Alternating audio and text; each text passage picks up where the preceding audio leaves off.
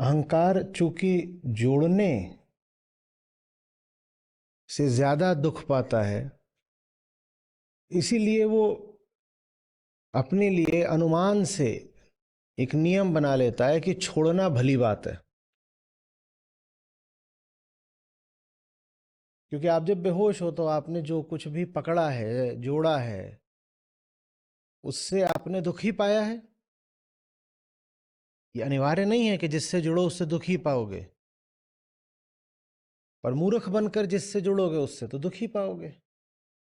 और अहंकार मूर्ख ही है। और हमने कहा संचयात्मक है, एक्यूमुलेटिव है, इधर उधर जाकर के सबसे जुड़ता रहा है। और मूर्खता में जुड़ा है तो उसने दुख पाया है। तो वो अनुमान करता है, तुक्का लगाता है कि अगर जुड़ने से दुख मिलता है तो छोड़ना जरूर आनंद की बात होगी। यहां से फिर जो लोक संन्यास है उसका आविर्भाव होता है। पहले उसने अनुमान लगाया था कि जुड़ जुड़ के क्या पाऊंगा। अब सुख की जगह क्या मिल गए? डंक। तो अब उसने अपनी बुद्धि से फिर से अनुमान लगाया है कि शायद छोड़ना बड़ी बात होती है। तो वो सन्यासी बन जाएगा, कहेगा छोड़ूंगा। और छोड़ेगा वो ऐसे ही कि आसमान से गिरे खजूर में अटके।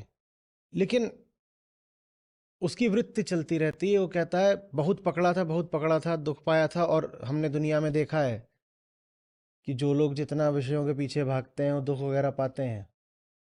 तो हम संसारी की तरह बुद्धू थोड़ी बनेंगे। हम संसारी से श्रेष्ठ हैं। संसारी पकड़ता है, हम छोड़ देंगे। तुम क्या छोड़ दोगे?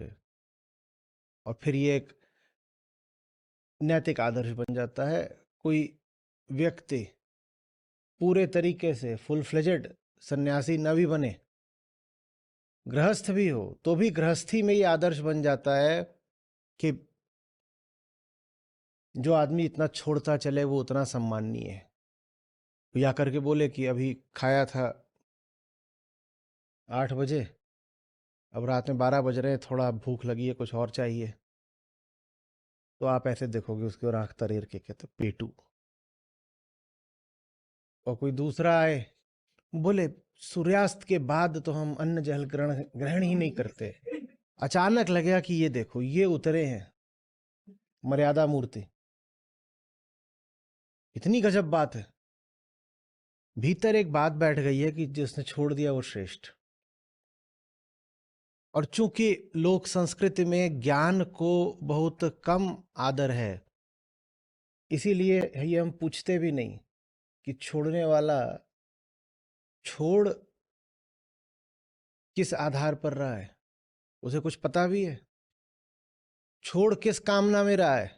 उसे अपना कुछ पता है? जिसने 8 बजे के बाद 12 बजे भी खा लिया उसने तो बस पेट भरा था। पर जो सूर्यास्त के बाद ये अन्न जल ग्रहण नहीं करते, इन्होंने तो खोपड़ा भर लिया। कुछ पता भी है क्या भर रहे हो, क्या छोड़ करके? वो सब पता होना ही आत्मज्ञान की बात है। और ज्ञान को हम कोई आदर देते नहीं। तो छोड़ने को बड़ा आदर हो गया। हुँ? आप साधारण घरों में जो साधारण लोगों की साधारण दिनचर्या है उसमें भी आप देखिए कैसे लोग आपके मन में स्थान बना लेते हैं त्याग करके। जो त्यागी है वही श्रेष्ठ है। ऐसे कैसे? क्या त्यागना है? तुम्हें क्या पता क्या त्यागना है? तुम्हें क्या पता त्याग हो भी रहा है कि नहीं? तुम्हें क्या पता बाएं हाथ से 1 रुपया त्याग करके दाएं से किसी तरह से 2 उठाया जा रहा हो? क्या पता? कहीं पर अगर सेल लगी होती है, छूट, तो वो भी तो त्यागी हो गया ना। 100 का माल 90 में, महान त्यागी हैं। आपके चरण कहाँ है प्रभु? बस थोड़ा सा और छोड़िए और आप बुद्ध ही हो जाएंगे। वहां दिख भी नहीं रहा है कि 10 त्याग करके 500 उठाया जा रहा है। और जो काम वो दुकानदार करता है वही काम हर व्यक्ति अपने भीतर करता है। सन्यास फिर सबसे बड़ा पाखंड बन जाता है, त्याग सबसे बड़ा धोखा बन जाता है। पहली बात तो आप जानते ही नहीं पकड़ने और छोड़ने वाला है कौन, और दूसरी बात जब आप उसे जानते नहीं तो उसकी वृत्ति तो क्या है, संचय की। जब उसको जानते नहीं तो पकड़ोगे तो भी वो संचय करेगा और छोड़ोगे तो भी वो संचय करेगा, वो तो अपनी वृत्ति पे चलेगा। हाँ, इतना जरूर है कि जब छोड़ रहे हो तो संचय में एक चीज और जोड़ दी, क्या, स्वाभिमान। कभी देखा है किसी पे धौंस जमानी होती है तो उससे रुपए नहीं लेते। और बहुत बच के चलो ऐसी जगहों से जहां भुगतान नगद में ना हो रहा हो।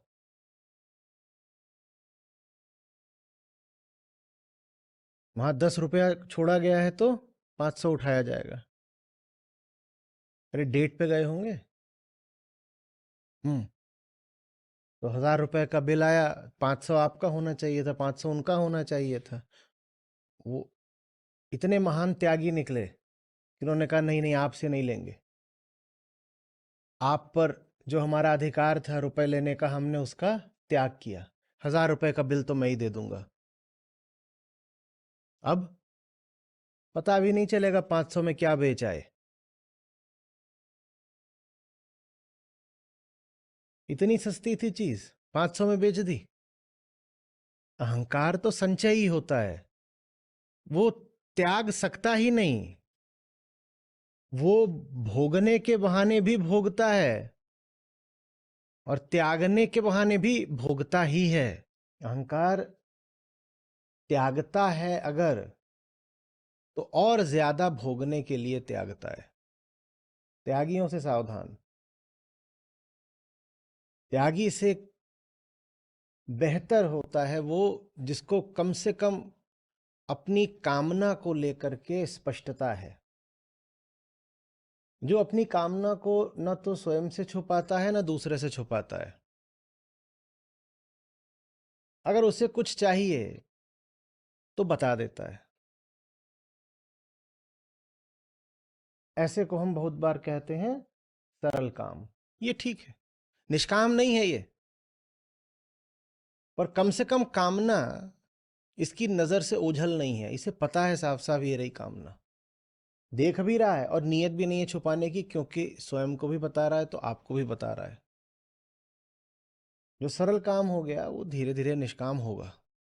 तो जितने प्राचीन धार्मिक समाज रहे उनमें से अधिकांश को आप आज बहुत पिछड़ा हुआ पाओगे।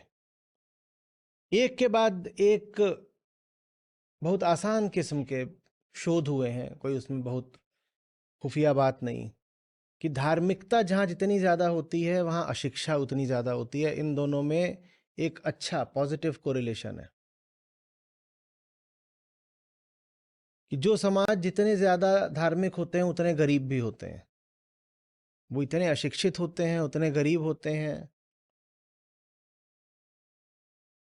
कई तरीके की रूढ़ियां उनमें उतनी ज़्यादा होती हैं, रंग भेद, नस्ल भेद, लिंग भेद।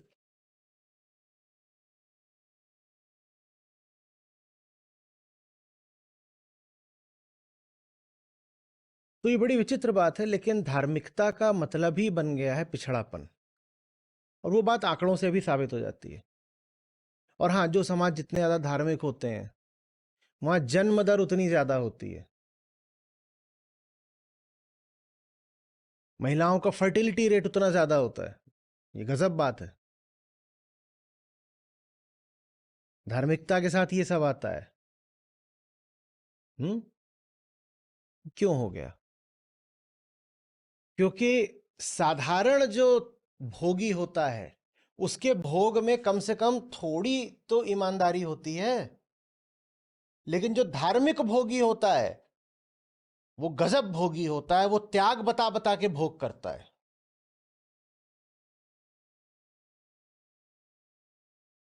कहेगा स्त्री नर्क का द्वार है।